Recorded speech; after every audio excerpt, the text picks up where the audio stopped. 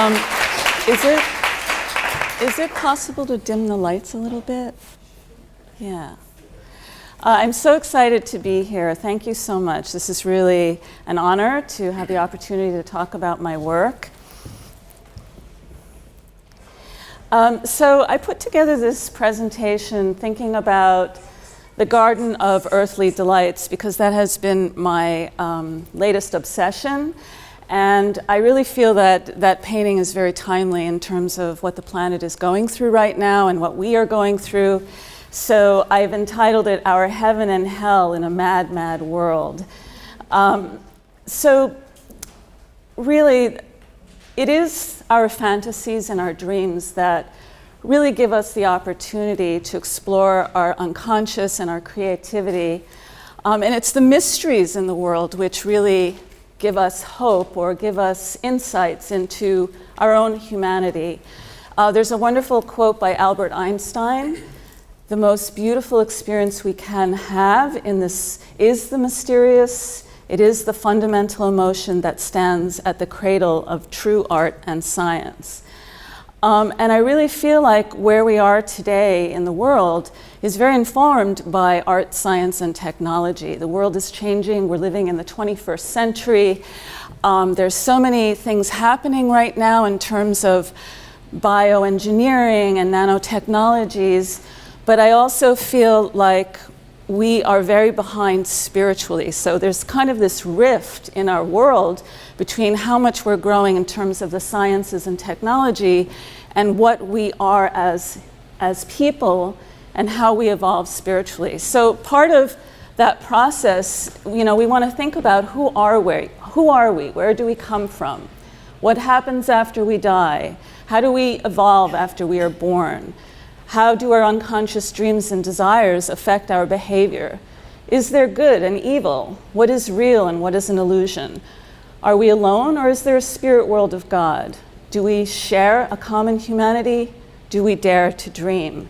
So these, as we evolve, these are all questions that all of us ask, no matter where we are in the world. So as mentioned, the Garden of Earthly Delights is the latest piece that I've been really inspired by in my work lately, I'd say for over a year now.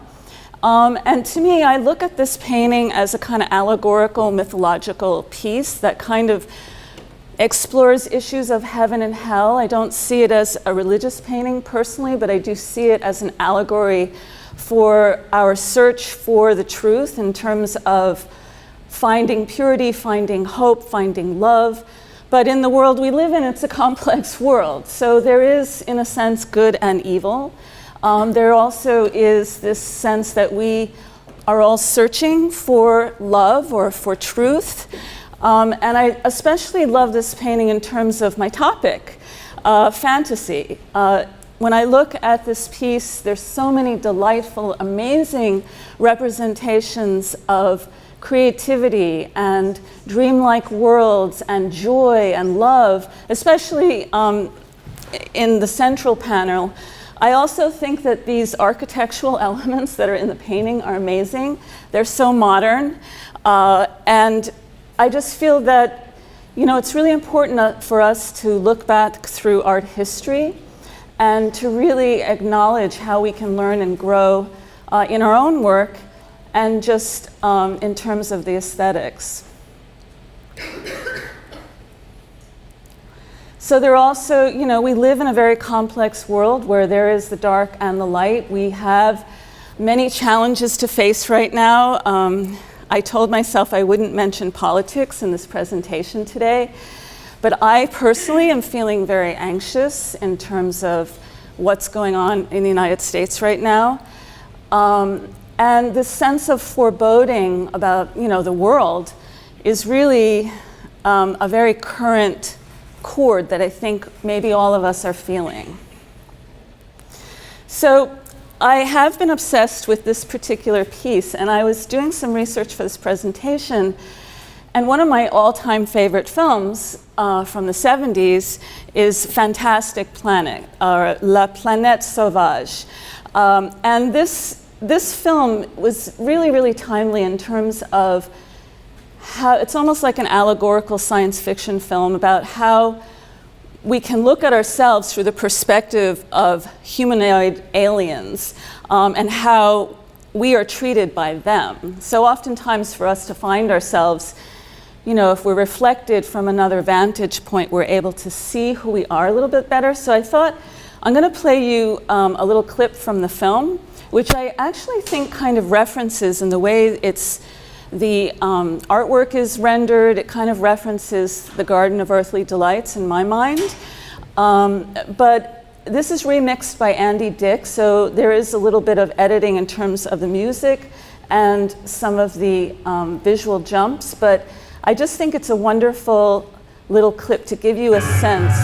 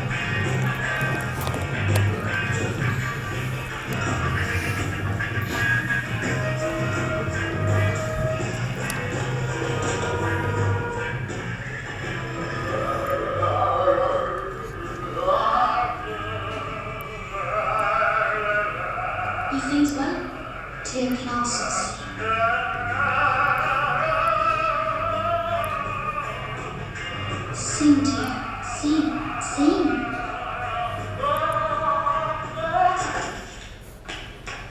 He's going to strangle him. What's got into him? What a disagreeable... Oh.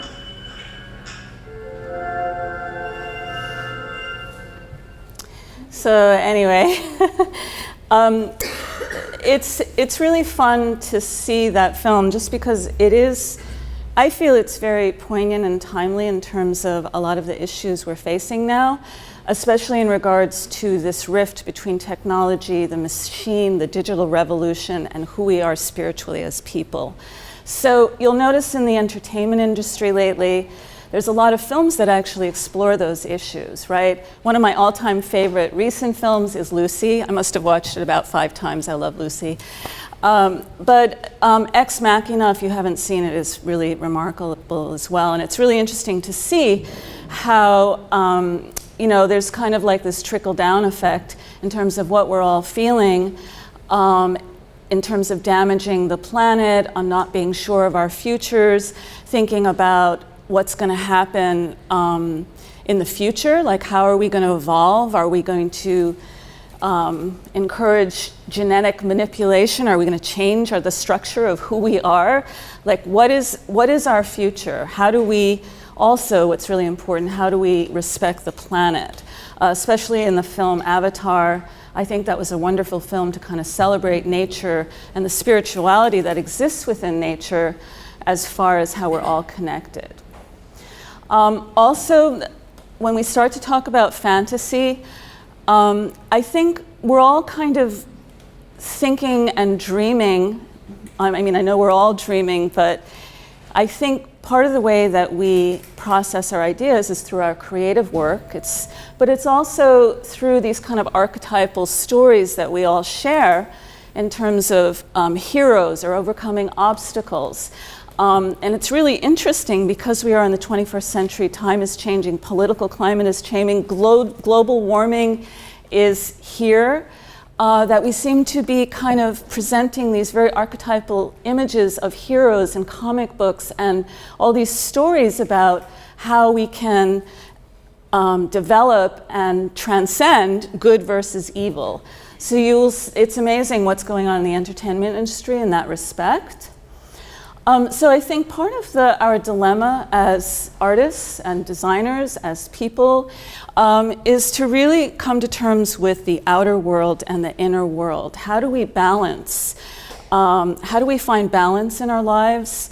As artists and designers, we want to think about comfort and we want to think about functionality. We also, I think the world is changing in terms of artists' social practice. We want to start to think about how can we engage with communities to give back, to really start to have some kind of connected spiritual empathy and compassion on the planet. I'm sure you're all familiar with Joseph Campbell, and I've read quite a few things of his, but I just rebought this book. I had it years ago, and they reissued it. And it's all about comparative mythology, the hero with 1,000 faces. And Joseph Campbell was very involved in seeing how we all share certain archetypal stories and myths. And no matter what religion, what culture you are from, there are these stories that are within us as people that we can share and learn from. And so part of our process is a hero's journey, right? So as we evolve and we grow as artists and designers, we start out in the world and then we want to have an adventure, we take risks, we cross through these thresholds, and then we end up having some kind of ordeal where we're reborn, and then we kind of go in this cycle of resurrecting, overcoming obstacles, and then going back to the beginning. So our journey as people, as artists, as designers, for all of us is an outward journey, how we go out into the world, how we find ideas in terms of what inspires us creatively, what challenges us, but then we need to come back within ourselves and translate that into some kind of creative outcome or opportunity to give back. So why are we so intrigued with fantasy in the 21st century? We have to step back and ask ourselves, what's going on? Well, this is a complex world, right? I mean, I'm giving a talk on fantasy, but to me, you can't have fantasy without reality. So what is it about our reality that's so challenging? And as I mentioned earlier, we're living in a very fragile ecosystem right now where there's global warming. We have a mass extinction of the animal species happening at this very moment. We have an international migrant crisis. We have terrorism, xenophobia, sexual, racial bigotry, and inequalities. These are all things that are in the air in terms of politics, since we just had our presidential election. So, it's a really interesting time in terms of, there are these challenges out there, but we need to kind of come to terms with how we're going to process through that. And so there's a lot going on in terms of scientific development. And as I said when I prefaced the beginning of this presentation, I really feel like we haven't come to terms with how morally and socially we're going to manage all our challenges with all of these various new developments, from DNA to nanotechnology and so forth. So again, I know this is a presentation about fantasy, but I want to give everyone here a reality check. So I'm actually going to play a little short but from the Smithsonian Institute, which actually kind of gives us a nice reality check without feeling it's somewhat whimsical. I think they tried to make this. In the 4.6 billion year history of Earth, we humans are just a blip. We've been around for about 200,000 years. We're less than 1/100th of 1% of the Earth's timeline. Yet, in that sliver of time, we've made an unmistakable impact on the planet. For example, our numbers have swelled to over 7 billion people, consuming resources at an ever-increasing rate. As we've grown, we've made our mark on the world's forests. There are about half as many trees now as there were at the dawn of human civilization.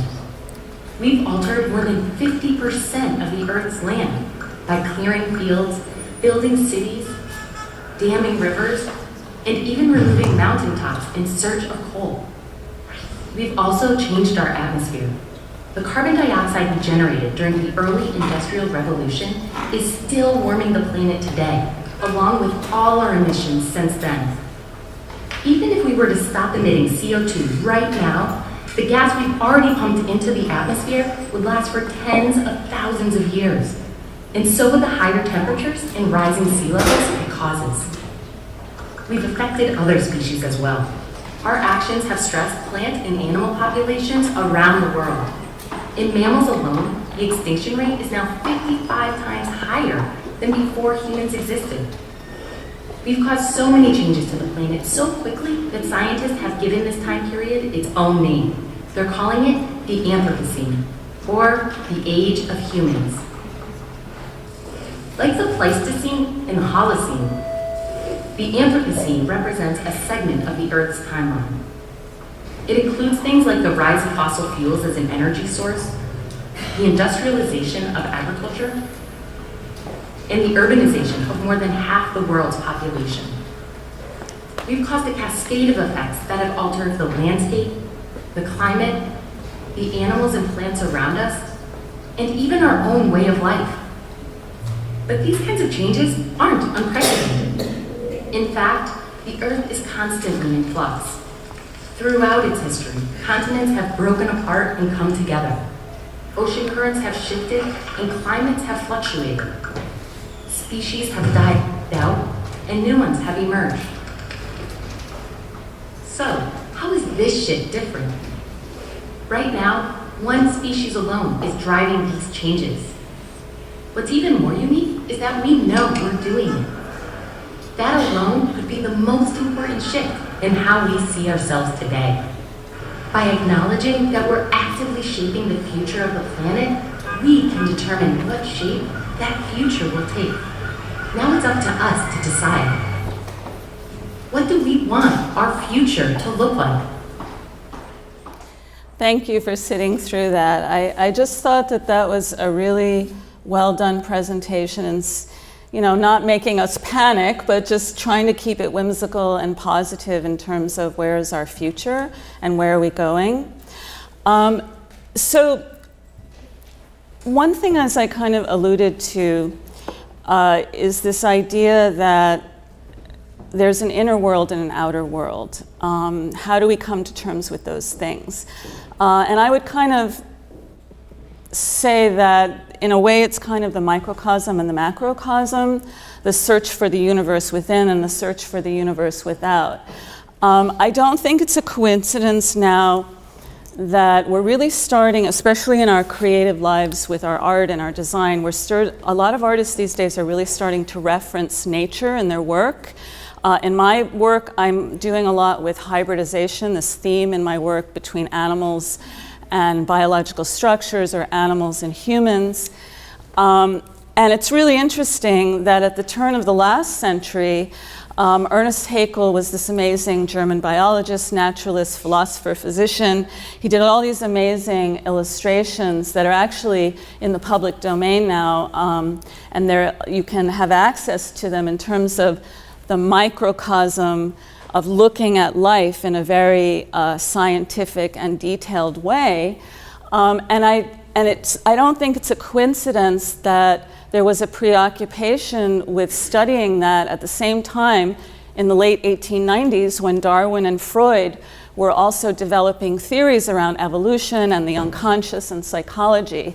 And I feel like that's kind of happening today. If you're not familiar with Ernest Haeckel's work, his work is amazing. I've looked at a lot from my own personal practice. This idea of looking inside ourselves, at our skeletons, at our biology, at analyzing who we are, at looking at the world around us and cherishing all the sacred creatures. There is, as I said, there's a lot of art out there that is exploring these ideas. There's a really interesting kind of meltdown of art and design in terms of there being a lot more flux between kind of highbrow and lowbrow. So an artist like Kehinde Wilde could be on the cover of High Fructose magazine, or another artist, Martin Whitforth, who uses animals to craft paintings exposing human excess and environmental abuse.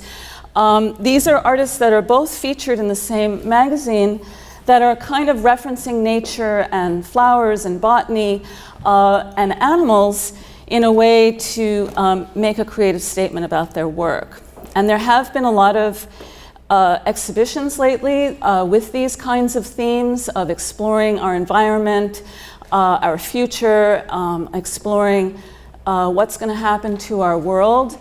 There's I was a little too ambitious. My presentation is quite long, but there's so many different artists that I had to cut out from this presentation that are actually dealing with these kinds of ideas of what's going to happen in our future. Are we going to genetically modify who we are? We're already genetically modifying our food. Like, what's going to happen to the planet? So this artist, Kay Weideman's work, she looks at a lot of scientific studies where she actually combines the inner intestines and organs of humans with the different animal species, and I just thought that was really interesting. Also, one of my other favorite artists is Ujiie Mutu, who just recently did an animation film that was very apocalyptic, called The End of Eating Everything. So these undercurrents are actually in the air in terms of what's out there. Ujiie Mutu's work is beautiful. She presents a lot of ideas about gender and culture and kind of latent violence that exists and how women are presented. She's one of my favorite artists, and there was a show a couple years ago. I hope you all got to see it. And significantly, I actually haven't gone to this. I have to go before December 4th, but there's a show on now called A Curious Nature, and it features a lot of different artists that are exploring how to represent animals in terms of kind of this underlying, I would say, horror or violence. And I had to cut out some of the work because I didn't have time to show you, but I would definitely recommend that all of you go to see Linda Cordell, Tasha Lewis, Caitlin McCormick, and Emily White at the Philadelphia Art Alliance. So, yeah, I do a lot of different forms of art and design. I do costume design. I'm very interested in fashion. And I just bought this really great book after I went to see the Mana and Machina show at the Metropolitan Museum. It was an amazing show on how technology and industrialization and tools affect how we create fashion. And this book I bought was called Otherworldly. And Greg French said, ultimately, we as a civilization are entering a time that could be classified as post-human, where the very fabric of our DNA is changing. Gender has become little more than a social construct. Robotics can enhance or replace our own weakening limbs, and drones now fly side by side with birds in our skies. So it's really interesting. Another favorite engineer, artist, brilliant woman is Neri Oxman, who works at the Media Lab at MIT. And she is like I would say she's an artist, an engineer. She deals a lot with different kinds of computer technologies and softwares, and creates these amazing pieces. She's an educator. She's a world-class speaker. She's been on TED Talks so many times. She's a scholar. But anyway, her work is really interesting in terms of thinking about fashion and what that means. Is it functional? Is it not functional? Her work integrates a lot of software, 3D printing, bioengineering. Some of her work is functional in terms of helping with disorders of muscles and so forth. But I really think that she's playing around with some very timely aesthetics in terms of what we're capable now of, if you do know more in terms of softwares and hardwares. And especially her. I mean, MIT is very famous for its innovation. Another really wonderful fashion designer is Iris van Herpen, who, again, she's kind of exploring this idea of craft and technology and her work, and uses a lot of 3D printing. Her work was also featured at the Mana and Machina show, and these are all things that she has created. I'm going to move along a little bit because I'm running out of time, but because I teach across disciplines and because my background is so broad, I'm actually really interested in all forms of art and design, and I teach courses across all different departments at Moore College, but I'm always talking to my students about creating design that's not just commercial. Design In this country, unfortunately, a lot of times the way it's pushed in pedagogy is to be commercial and functional, and unless you're going to a very prestigious school, a lot of times we push that more than we push innovation. And so I'm really interested in that precipice of creating garments that can be a statement about your identity, a statement about your gender. So let's get to what I do now. This is my website. You can go to heatherujiie.com and check out my work. But basically, I just gave a talk last week on the nexus of analog and digital in contemporary practice. But before I do that, I'll just quickly tell you about my background. This is actually me with the long black hair in the 1970s in my mom's studio. And that's my dad and my sister and our dog, Oedipus. So if you can imagine growing up a bohemian childhood, being on the beach and calling out, Oedipus, and that's your dog, that just gives you a sense of how I grew up. My father was this very amazing teacher, artist, educator. My mother is still a painter today. And I grew up in a loft in Greenwich Village. I moved to Pennsylvania about 16 years ago, and I'm in Bucks County right now, and I do plan on moving again into the city. But I basically grew up in Manhattan in Greenwich Village, and I never thought I had an unusual childhood until recently, until I started seeing that the rest of the world is not that way. My father was like a peer of Jackson Pollock and Franz Kline. He knew all the abstract expressionists. He never really made it big, but he was an amazing influence on my life. I also have always been involved in all the arts and design fields. I wanted to be a dancer when I was young, and I worked very closely when I got my first degree in art. I got out of school, I was living in the East Village in New York, bartending, hanging out with all the drag queens and dancers and actors, and I actually started costume designing and working with Kenneth King, who was a contemporary of Merce Cunningham. And I was like 20-something, and I got my costumes reviewed by the New York Times. That was pretty amazing. I also worked with a lot of different dance companies, creating kind of avant-garde costumes. I did have a very bohemian life back in the 80s, but I was doing art as well, and this actually is really interesting to see because it really represents kind of where I went eventually with my work now, where I've gone, because these were actually painted on 20 by 30 sheets of paper, and this piece is about 12 by 12 feet, roughly, and it was all created and put together almost like I was doing it digitally, although I wasn't at the time. They almost looked like photos or digital images. So I kind of got sidetracked after living a bohemian life for many years, never having enough money, always on the edge. I went back to school and I got a degree in textile design. That was my second degree. And I ended up working for the home furnishing and apparel market and designing a lot of prints, which I still design a lot of textiles for flavorpaper.com. You can check out their website in terms of really interesting, one-of-a-kind, more artistic wallpapers. They're in Brooklyn. So I actually went back to school a third time, and I was offered a job to teach high school in Brooklyn, and I got an art ed degree. And I was all set to teach at Edward R. Murrow High School in Brooklyn back in the day, and my husband got a full-time job teaching at Philadelphia University, and I ended up moving to Bucks County with him. And then I started just teaching in the college level and found that I loved it, and it seemed to work really well for me. So I'm really indebted to Moore College of Art and Design for really believing in what I do and giving me the opportunity to really grow as an artist and a designer and to give back. And my father was a great teacher, great inspiration to me, and he really made me want to become a teacher eventually. So I teach across all different areas at Moore College of Art and Design, from fine arts to textiles to fashion. I've taught interior design and foundation, and I'm always integrating school trips to museums. We're trying to get the students now to use more of their Fab Lab. We do a lot of different kinds of things that integrate technology as well as creativity.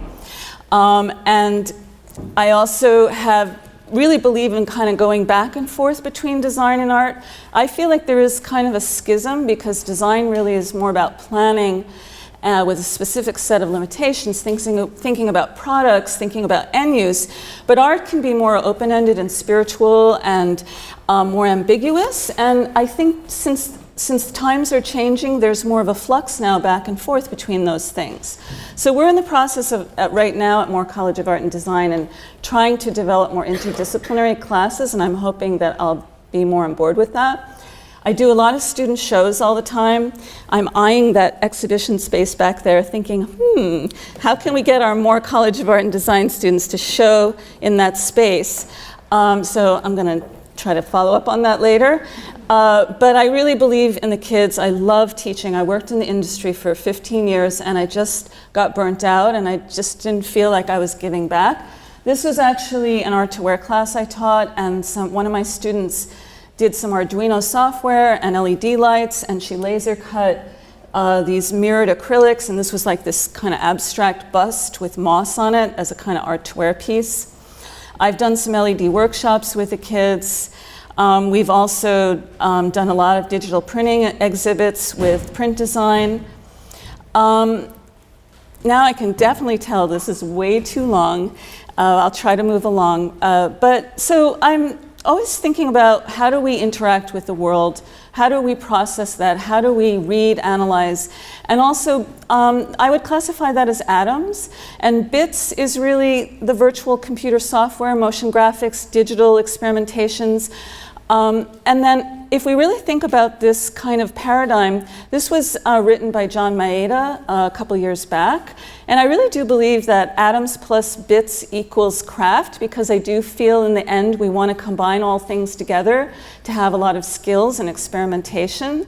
One thing that was a real wake-up call for me when I did start teaching more is I thought all my students had a balance of left brain and right brain.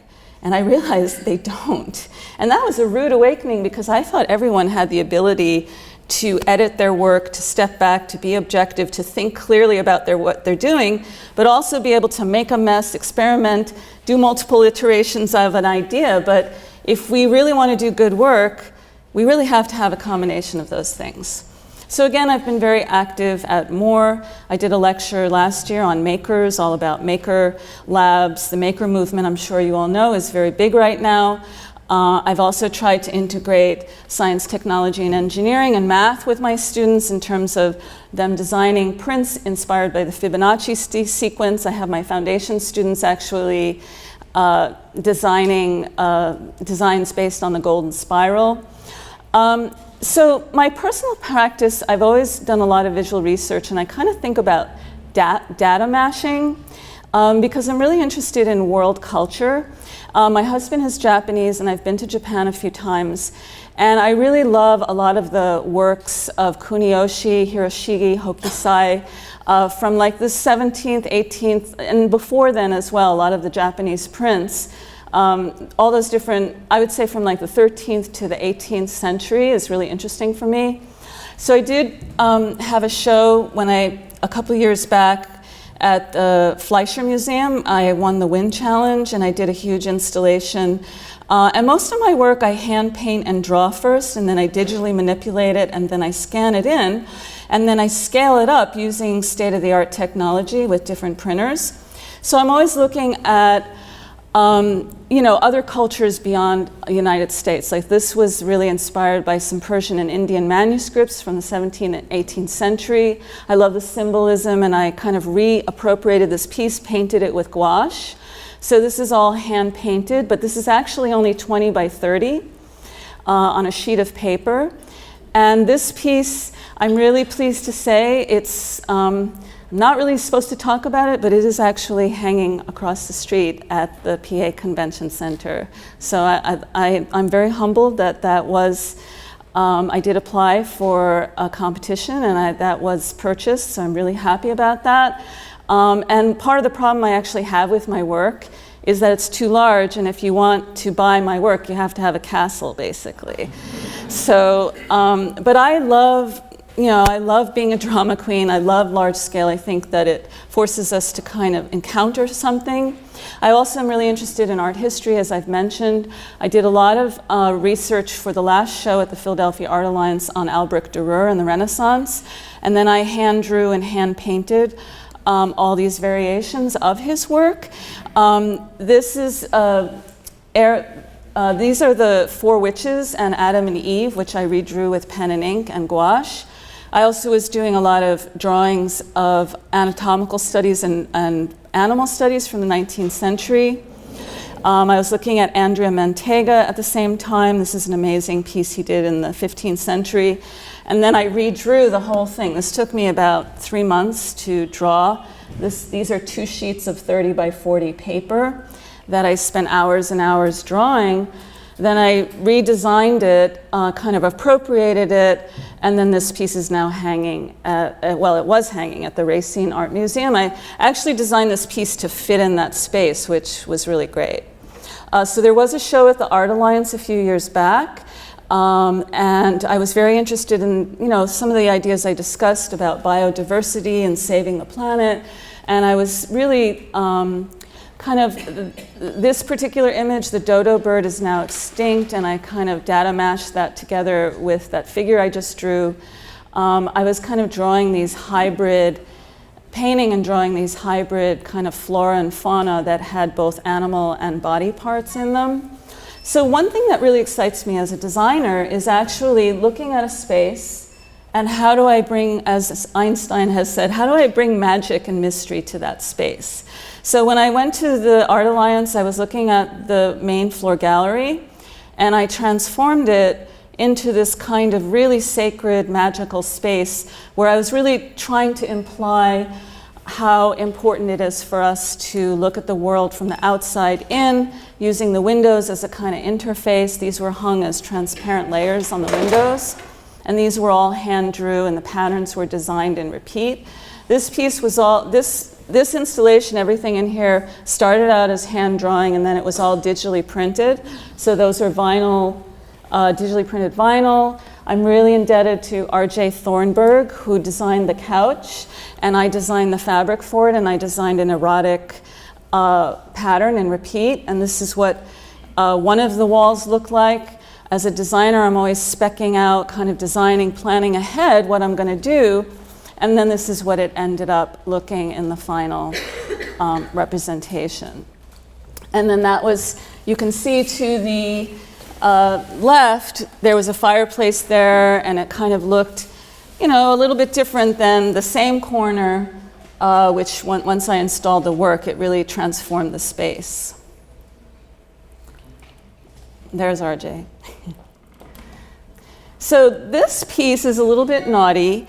I was really interested in kind of celebrating all forms of sexuality, and so the pattern that's in repeat, that's actually in the design on the wall, on the fabric panels, is a tree of life pattern in repeat with all these kind of hybrid creatures in it that really kind of explored homoerotic art and love.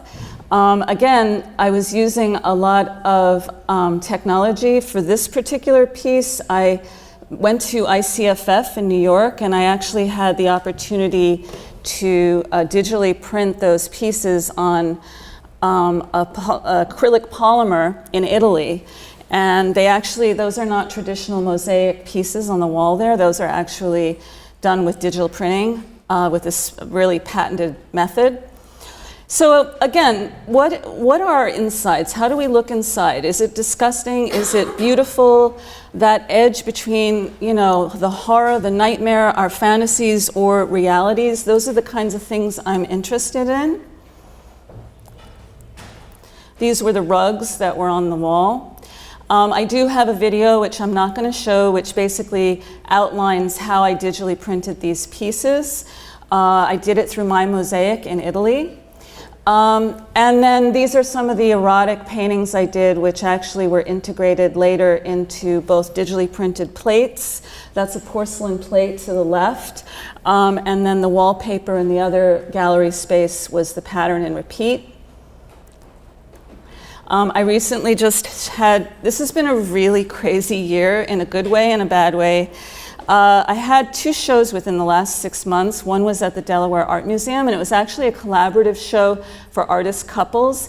My husband helped me to digitally print all the work in the show, and I designed this pattern in repeat And he actually digitally printed this. I don't know if all of you are familiar with this. This is state-of-the-art technology that just came into being in the last 5 years. This is actually hard bed digitally printed. Usually digitally printing, you print on a roll, but this is actually digitally printing the image on a hard substrate like a door. And then I digitally printed the work on gold wallpaper. There were a lot of pieces in the show that kind of reference the harmonious Bashk I was mentioning, as well as patterns. These are the doors that were digitally printed for that space. I wanted it to kind of be surreal. So I'm always looking back through history. I love Ernest Haeckel. I love a lot of the Japanese prints from the Edo period. I have a piece that I hand painted on a 20 by 30 sheet of paper with gouache. All my work really starts by the analog process, by hand painting.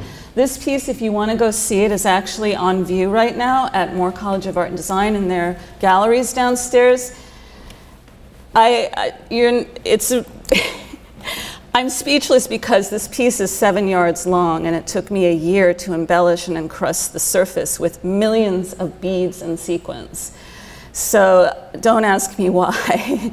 And it's funny because after I did it, one of my students came up to me and she said, "Oh, Heather, you can buy this little tool that you just put it in the fabric and it just sews the sequin on for you." But anyway, again, celebrating the erotic in art, celebrating love, celebrating nature. And there's the piece from the Delaware show, which is now in the galleries at Moore. I also, if you want to travel all the way to Hunterton, didn't get too much of a turnout for my show, but Hunterton is very far away. It's in New Jersey. The name of my solo show, which is up right now, is Fairy Tales, Monsters, and Hybrid Creatures. And this show, I kind of catered more towards a younger audience because the museum is really very active with youth programs and educational workshops and so forth. So this is what it looks in my studio with all the paintings I do. I'm hand painting and drawing constantly once I start a body of work. I'm looking at, again, this idea of data meshing, Persian art from the 13th century, Japanese anime, prints from like the Edo period. I'm just really interested in combining all that together, looking at harmonious Bashk, thinking about how his Garden of Earthly Delights can kind of translate into my own work.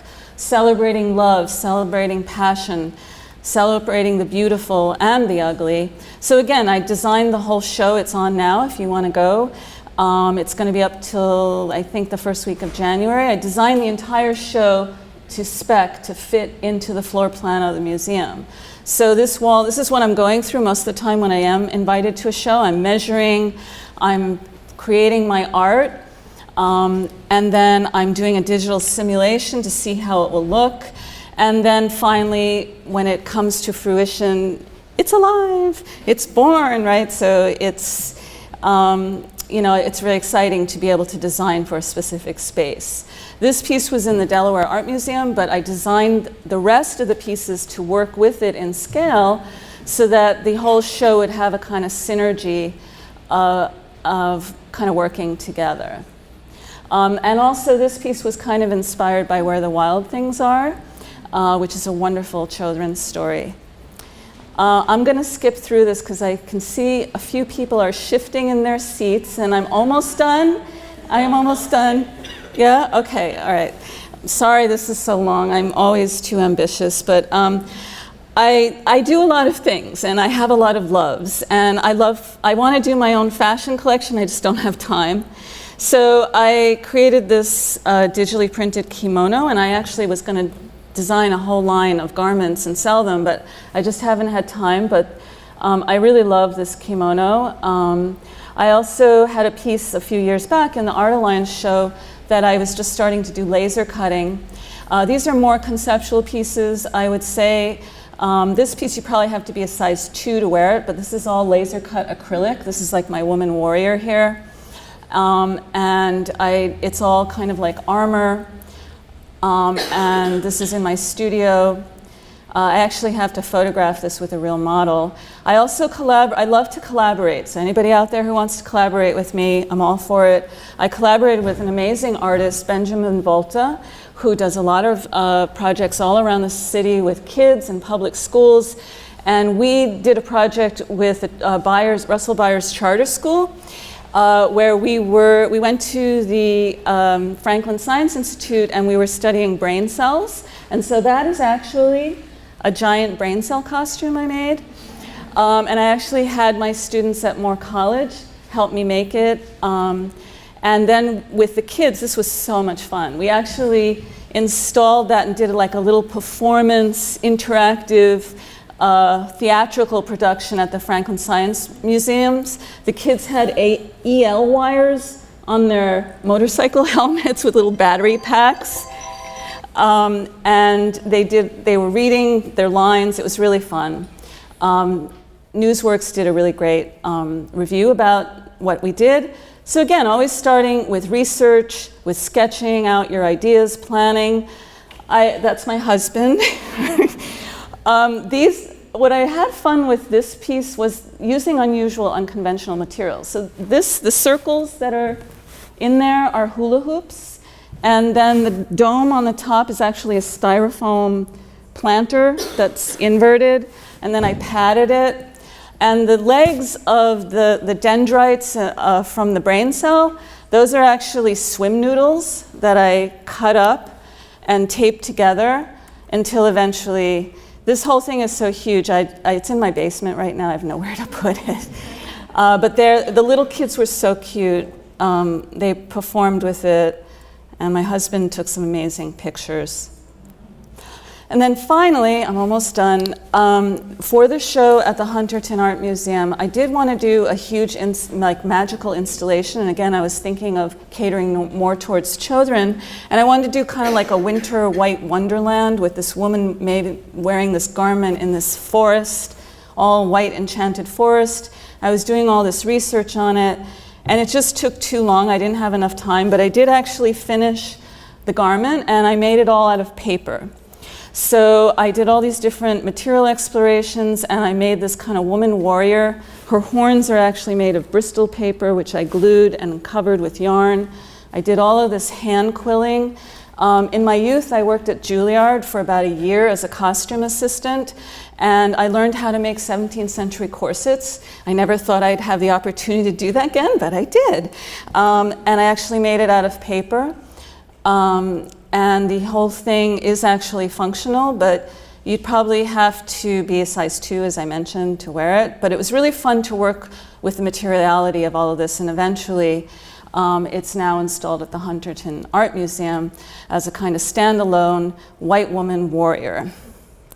And finally, I'd like to end my presentation by saying to all of you, never be afraid to dream. Always keep going forward, take risks, think about the unconscious in terms of writing down your dreams, thinking about how you can be creative to explore unknown possibilities, and always embrace innovation and technology, but have an eye on nature and how we can preserve it going forward. Thank you.